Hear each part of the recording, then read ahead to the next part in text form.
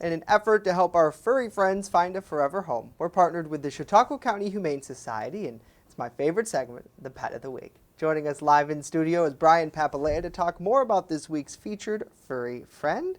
And Brian, she looks like she might be ready for a nap right now. Hi, Justin. Thank you. Yeah, she, you think about, this is Sherry. First, we'll go down this road. Sherry is 1 year old. She's up for adoption right now at the Humane Society. She is actually kind of, I'm going to call her a unicorn of dogs at the shelter. She is good with other dogs.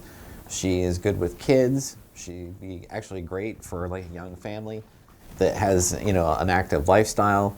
She is a little shy, as you can see, since she's been in here. She's a little shy at first. I actually met her for the first time this morning, and we've spent the last couple hours together to acclimate her to coming out here with me. And she's really warmed up to me a lot. We were sitting out waiting to come in for the segment, and she was jumping on my lap and licking my face. And she's, definitely a lover. And we'd love to have people come meet her at the Humane Society. Yeah, and I know that's the one big thing that we discuss quite a bit is the fact that you and your group really tries to have people, say they watch this segment, right, or they see her on social media somewhere. One of the best ways to really get to know an animal is it's probably got to be by meeting them, because until you actually do, you have to know that they're a good fit. If someone is watching this and they say, you know what, she's a beautiful looking dog, I want to get in on learning more, how do they just go about setting up that appointment to come on in? Well, right now they can go to chqhumane.org and they can fill out the online adoption application. And once they set that in, we'll within about 24 hours, we'll contact them for a meet. Something else that we just opened up recently is our expedition program.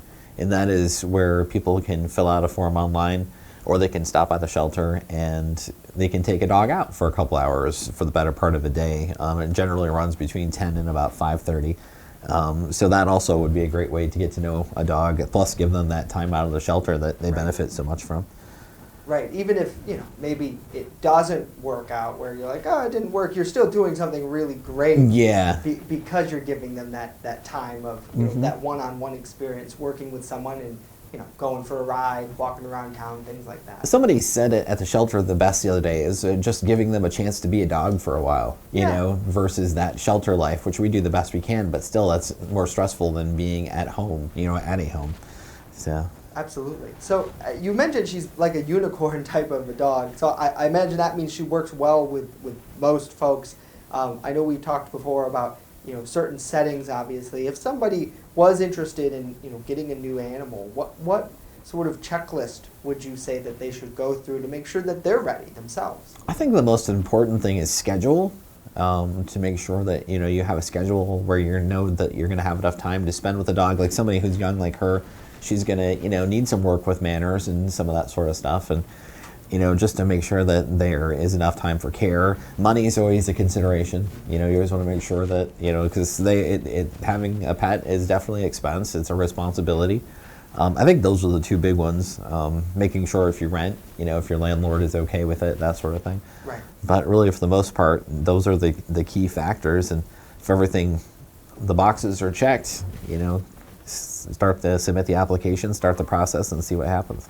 Absolutely. So is she fairly new to the shelter then? Yeah, she came in on October 30th, and so she's just been with us, for just a couple weeks. Her actually, I'm assuming it's guesstimated, her first birthday was last week. So. Oh, wow. Yeah, so happy belated birthday. Yeah.